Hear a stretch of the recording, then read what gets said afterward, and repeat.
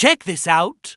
Simon Griffon here with another tale of karma involving a Karen's parking spot and some epic revenge. Our next story is from Sharon the receptionist. This happened about 10 years ago when I worked at a salon. I was a receptionist and all of our clients parked in the back parking lot behind the building, which was also shared with another business. One day I came out to find this lady in a minivan in my usual parking spot. I walked up to her window and said, "Hi, I'm looking for my parking spot. Would you mind moving your car so I can park in my spot?" She looks at me and says, "Nope, I'm parked in a handicapped spot." I looked at her and said, "Ma'am, you're not handicapped." She gives me a dirty look and rolls down her window a little bit and says, "I have a handicapped placard in my glove box." I said, "Okay, ma'am, I'll go check."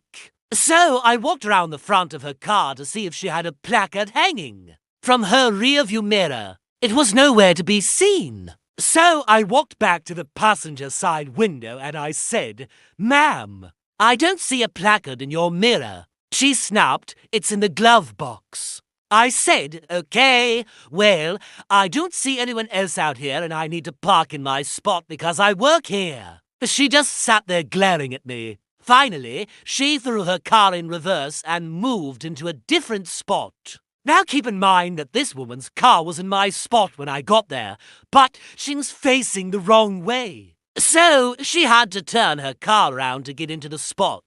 Now you would think that after her having to turn her car around that she would have realized that she was in the wrong spot. But nope, a few days went by and it happened again. I came out and she was parked in my spot again, but this time facing the right way. I walked up to her window and I said, "Hi, I'm looking for my parking spot. Would you mind moving your car so I can park in my spot?" She says, "No, I'm parked in a handicapped spot." And I said, "You're not handicapped." She gives me a dirty look and says, "I have a handicapped placard in my glove box." I looked at her and said, "Okay, ma'am, I'll go check." I walked around the front of her car to see if she had a placard hanging from her rear view mirror. It was nowhere to be seen. So I walked back to the passenger side window and I said, "Ma'am, I don't see a placard in your mirror." She snapped, "It's in the glove box." I said, "Well, Mum, I don't see anyone else out here and I need to park in my spot because I work here." She just sat there glaring at me. So I got in my car and I waited. After about 20 minutes of sitting in my car waiting for her to leave, I finally decided to go in and clock in for work. About 10 minutes after that, she finally pulled out of her spot and drove off.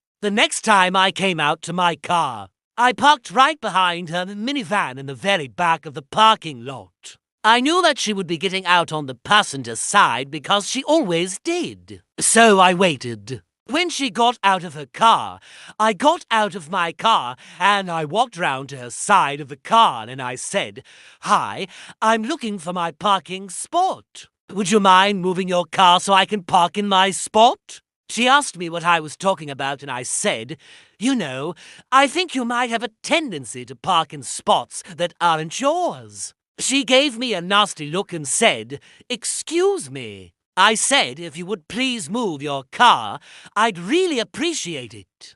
She didn't say a word. She got back in her car and moved to a different spot. The next time I came out, I parked in my spot. The following week, I came out to find my spot open and free. Sweet revenge. Our next Reddit post is from another user. This happened to me last week. I was running late for an appointment and I pulled into a parking garage. The only available parking spot was in a loading zone. There was a car already parked there. I figured I'd be fine for 30 minutes while I dropped off my client. As I started to get out of my car, the driver of the other car started beeping his horn at me. I rolled down my window and asked him what his problem was. He yelled at me that I couldn't park there because it was a loading zone.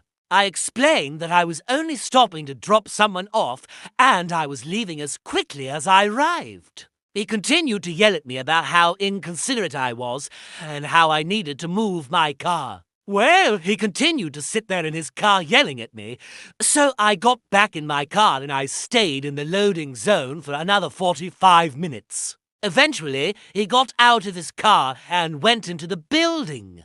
I smiled to myself and moved my car out of the loading zone. I was gonna let karma handle this one. I'm glad he learned his lesson. Don't stories like this remind you of a certain type of person that you just can't help but shake your head at? Let me know in the comments below. That's it for now. If your brain's still intact after all of that, do the decent thing like subscribe and ring the bell.